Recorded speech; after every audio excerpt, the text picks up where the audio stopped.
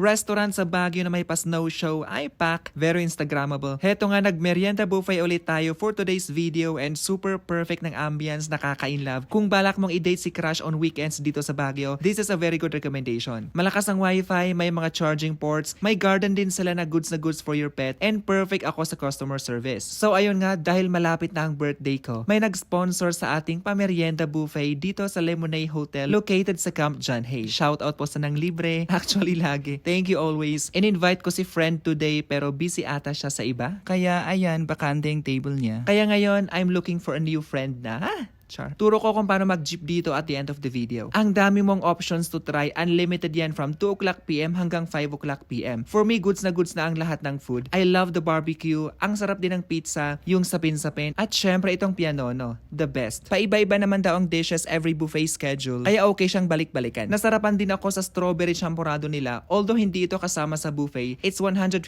pesos pero you can give it a try. It's so nice. Ang merienda buffet ng Lemonade ay open every Saturday and Sunday from 2 o'clock PM hanggang 5 o'clock PM. Ang regular rate ng buffet ay 399 pesos pero this December dahil peak season nga, it's 499 pesos muna. It will go back to 399 pesos naman next month. May 20% discount ito for senior citizens at PWDs. Ang snow show nila ay nagsisimula at 4:30 PM only on Saturdays and Sundays. Tapos every day na from December 28 until the end of the year. May dinner buffet din sila. Actually, dinire-diretso na natin hanggang dinner buffet kasama ang ating sponsor and my cute little niece. Japanese dinner buffet ang nakaschedule today and super ang sasarap ng food. The sushis are incredible. Tapos may pa-acoustics pa sila. Grabe, ang gagaling ng mga singers. Nakaka-inlove ang mga kanta. You can check their Facebook page for schedules ng dinner buffet and other activities. May bakery din pala sila offering different kinds of delicious bread na swak man pa sa lubong. And super delicious nitong strawberry tres leches nila. You must try it. Open naman everyday ang bakery, tas may dining area din sila. Ito naman ang prices ng mga bread. So paano mag-commute dito mula sa Session Road? Lakad lang pababa hanggang dito sa may DBP and then take a left turn. Akyat lang tayo dito sa may overpass tas dumire-diretso lang hanggang sa may dulo. And there you go, may mga jeep dyan. Piliin lang ang jeep na dumadaan ng Camp John Hay like Scout Barrio. Padrop ka lang dito sa gate ng Camp John Hay and then keep walking lang sa sidewalk until after around 7 to 10 minute walk, makikita mo na si Lemonade Hotel. Balik ka lang sa highway pagbabalik ka na ng city proper pero marami din namang taxi ang dumadaan dito.